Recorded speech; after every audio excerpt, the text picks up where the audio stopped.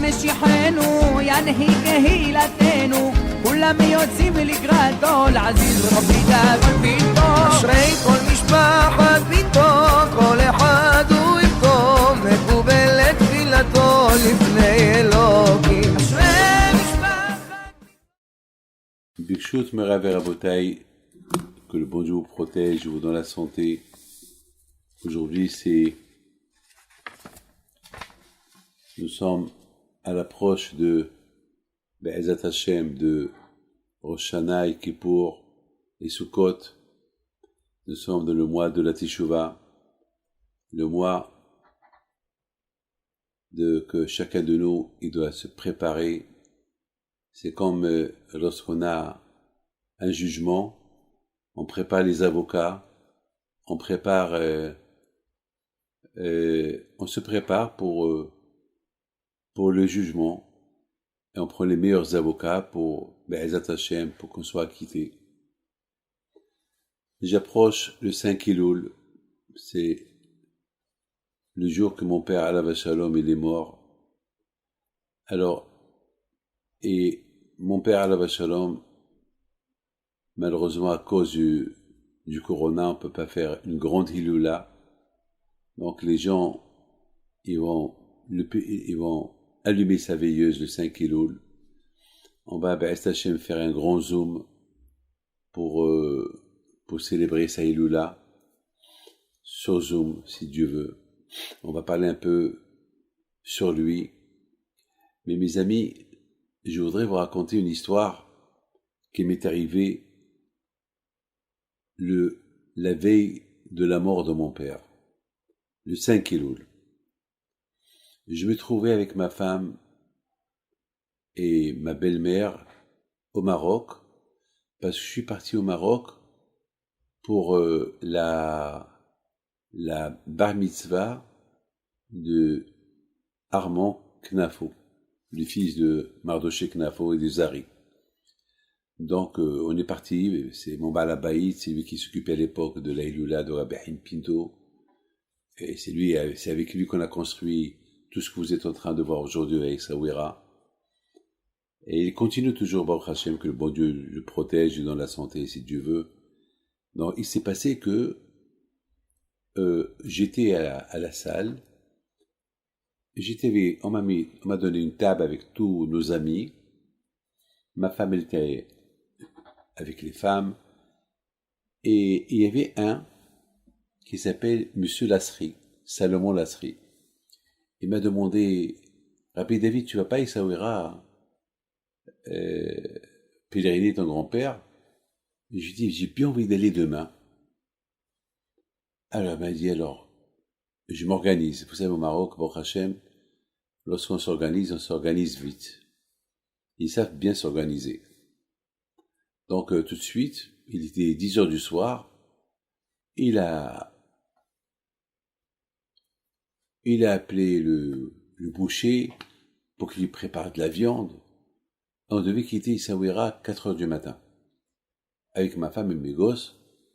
Non, j'avais je me rappelle pas, je crois, j'avais un garçon, une fille, je pense, un garçon et une fille.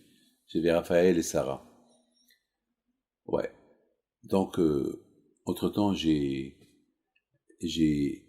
suis parti chez ma femme, je lui ai dit, bon, je rentre à la maison, mais si tu veux aller à Essaouira avec moi demain matin, il y a Monsieur Lasri qui nous accompagne à Essaouira, mais on doit quitter à 4 heures du matin.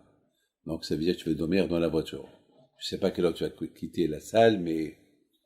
Il me dit d'accord. Donc je suis parti à la maison. Il y avait un monsieur avec moi, Monsieur Daon. Et ce Monsieur Daon-là, il devait rester avec moi jusqu'au matin, et pour qu'il m'aide à faire descendre les choses qu'on a besoin pour aller à Essaouira. Et je lui dis, Monsieur Daon, j'ai pas le cœur de dormir sur le lit.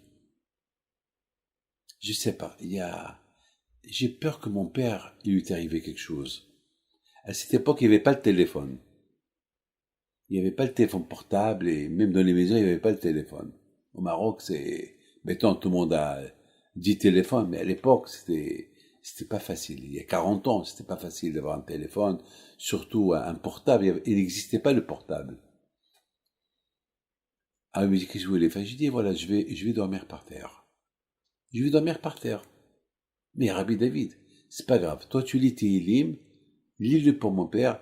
Moi, je vais prendre un peu des forces parce que à 4 heures du matin, on doit quitter. Et comme ça, j'accompagne le chauffeur, comme ça, il s'endort pas sur le chemin. Bon. Mais j'arrivais pas aussi à dormir. Entre-temps, ma femme est arrivée, elle est partie dormir, et moi, j'ai continué à être allongé par terre. Vers 2 heures du matin, quelqu'un tape à la porte.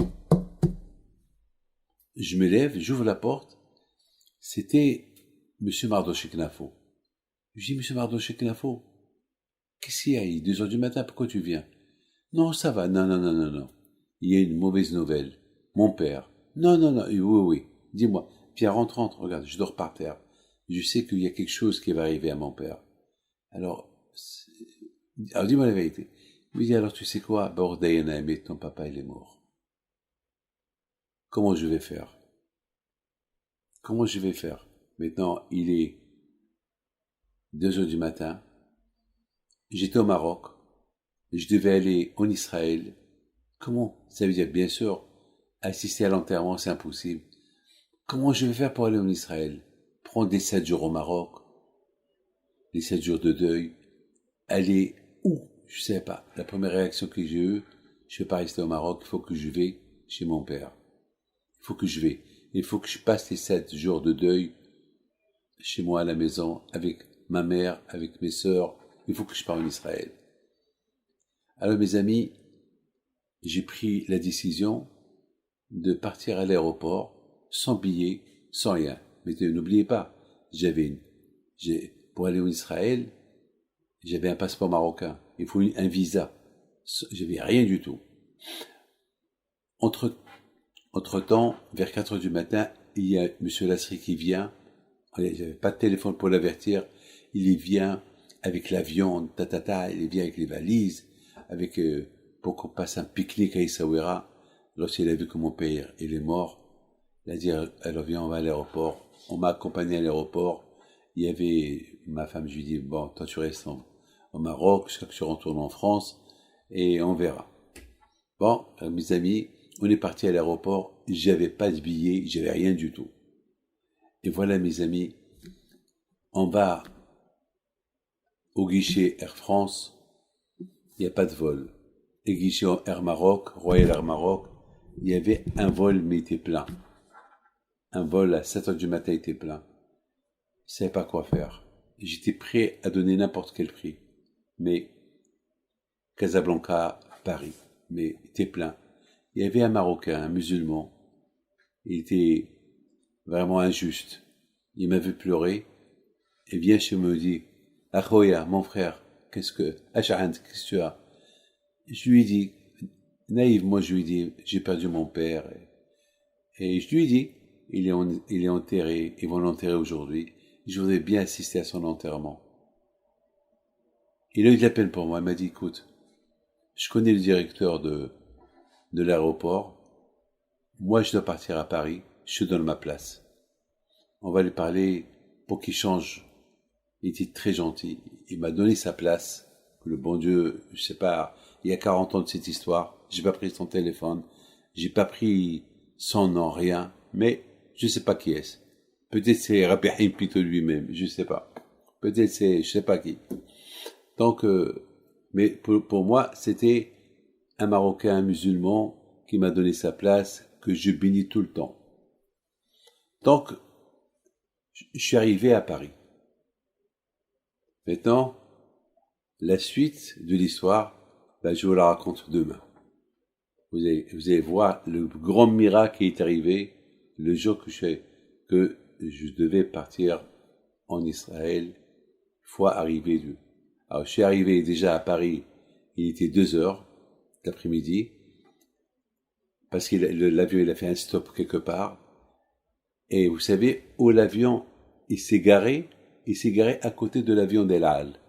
Alors qu'à l'époque, à Orly, les avions des pays arabes, ils étaient toujours loin des avions de El Al.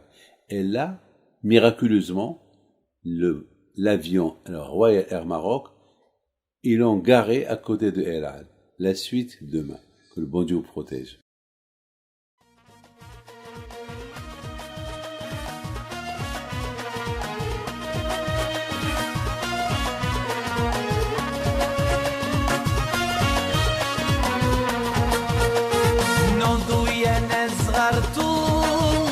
على ربيع حيم بنتو وقف لنا زي